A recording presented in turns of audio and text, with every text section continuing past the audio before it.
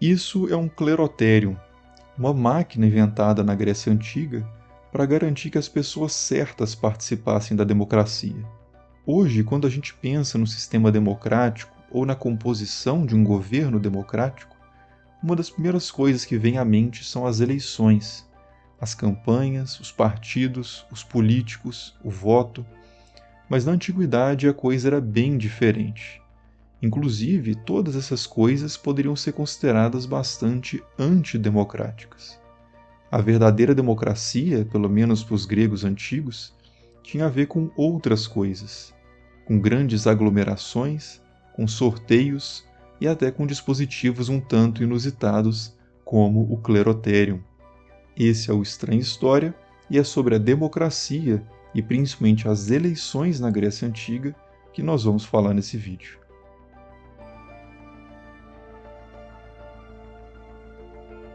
Governos com grande participação popular não foram tão incomuns assim na antiguidade.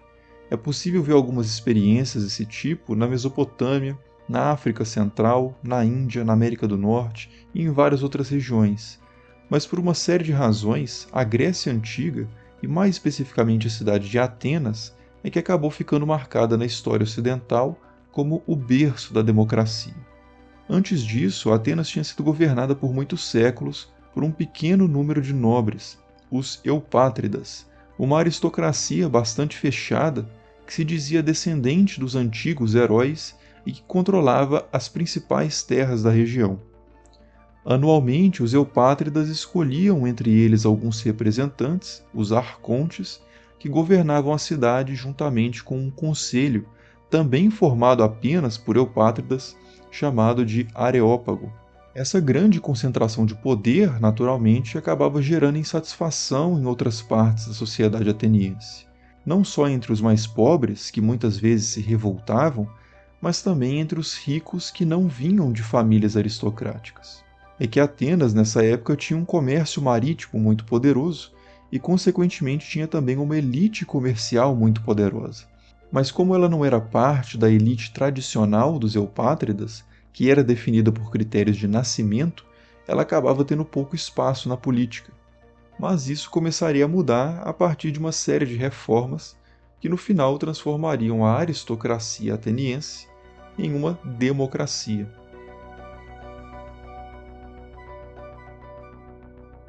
Uma das mais importantes dessas reformas seria feita pelo arconte Solon, que era um eupátrida, mas também era um comerciante. Solon abriria um pouco mais as possibilidades de acesso aos altos cargos da política, substituindo o critério de nascimento pelo critério censitário, ou seja, de acordo com a renda. Além disso, Solon criaria também uma assembleia popular, a Eclésia, que era aberta a todos os cidadãos de Atenas, ou seja, a todos os homens adultos e livres nascidos na cidade. Mulheres, escravos e estrangeiros continuariam excluídos. Algumas décadas depois, Clístenes, outro grande líder ateniense, aprofundaria ainda mais esse processo de democratização. Ele acabaria com o critério censitário, reduziria drasticamente o poder do Areópago e aumentaria as atribuições da Eclésia, que passaria a ser, a partir daí, a base do governo democrático. Era a Eclésia que propunha e aprovava leis, que aumentava ou reduzia os impostos e que declarava guerra às nações inimigas. Nesse sentido, a democracia ateniense era uma democracia bastante direta. O governo, de certa forma, eram os próprios cidadãos.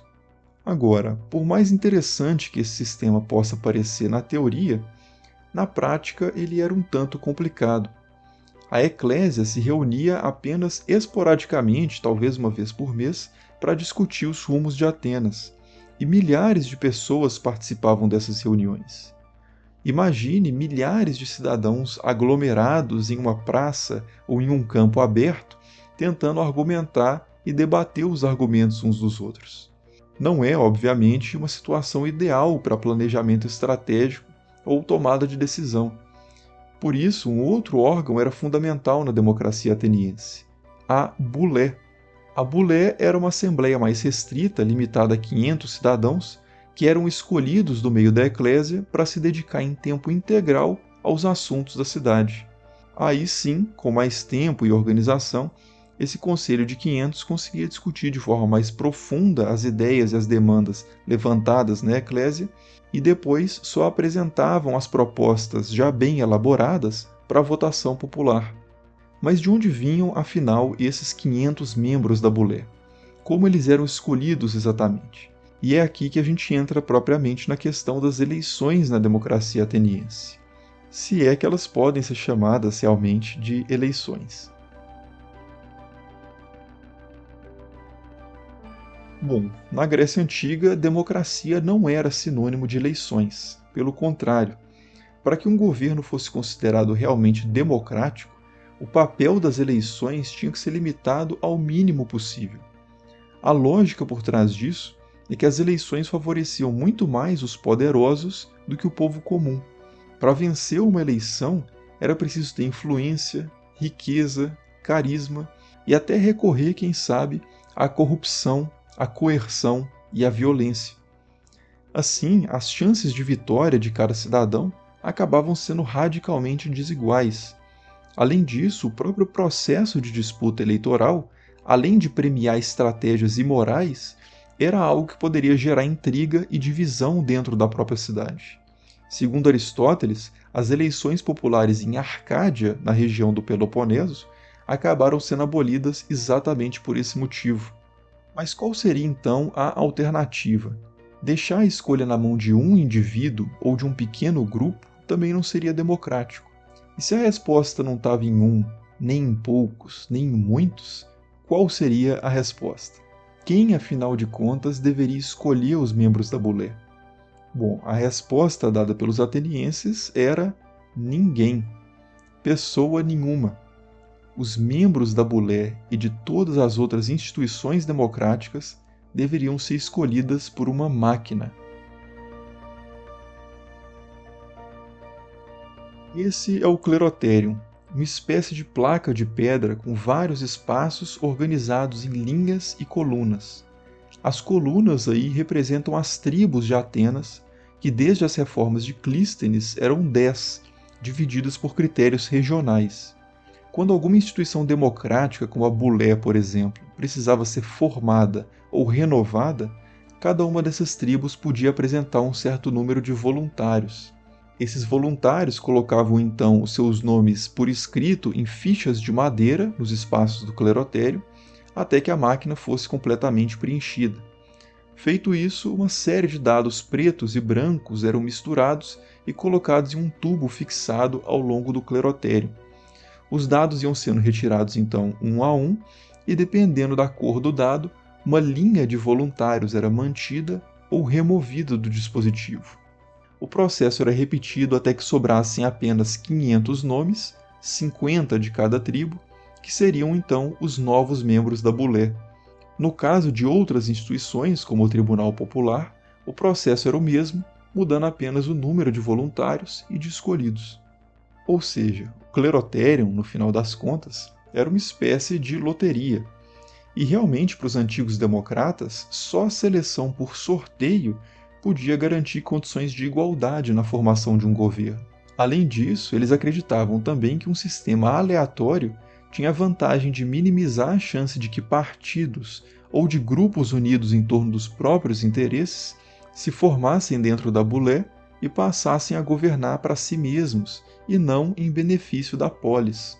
Portanto, na democracia ateniense, quanto menos campanha eleitoral, menos partido político e menos eleição em geral, melhor.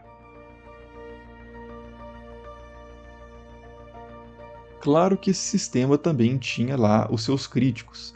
Inclusive, a maioria das fontes históricas que nós temos hoje para entender o funcionamento da democracia ateniense foi produzida por opositores dessa forma de governo. Aristóteles, Platão e Sócrates, por exemplo, eram críticos da democracia.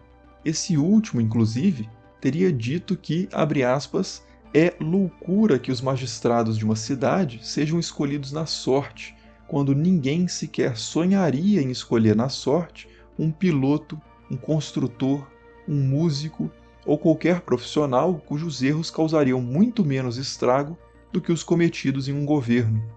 De fato, a imprevisibilidade dos sorteios podia realmente acabar favorecendo pessoas pouco preparadas ou até mal intencionadas.